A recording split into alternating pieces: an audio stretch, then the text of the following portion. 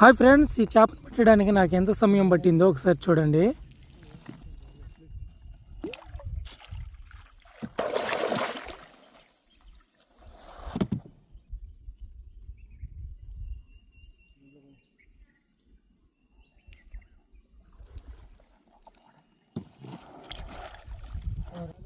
ఇంత మాత్రం ఉంటుంది.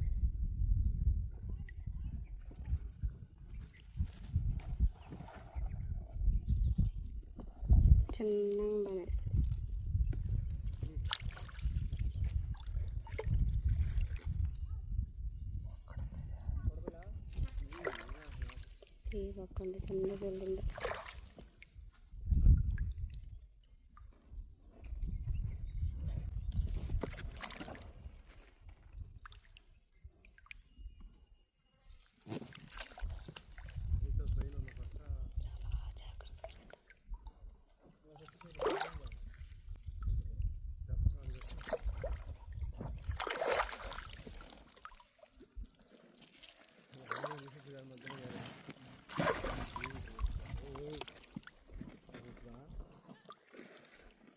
ఈ చేపను పట్టడానికి నాకు ఎందుకంటే ఇంత సమయం పట్టింది. ఈ చేప పర్ఫెక్ట్గా వలకైతే ఇరుక్కోలేదండి. చూడొచ్చు మీరు, వలంతా పక్కనుంది. కేవలం ఒక 2-3 కన్నులు మాత్రమే మెడకు తగిలించుకొని తిరుగుతుంది ఈ చేప.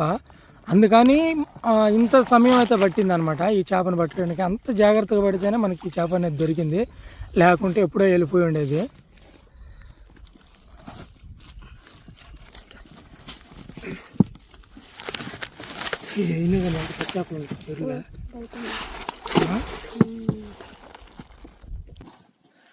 కానీ చాలా పెద్ద చేపలు ఉన్నాయి అబ్బాయి, సర్లు ఏమైనా చాలా పెద్దవి.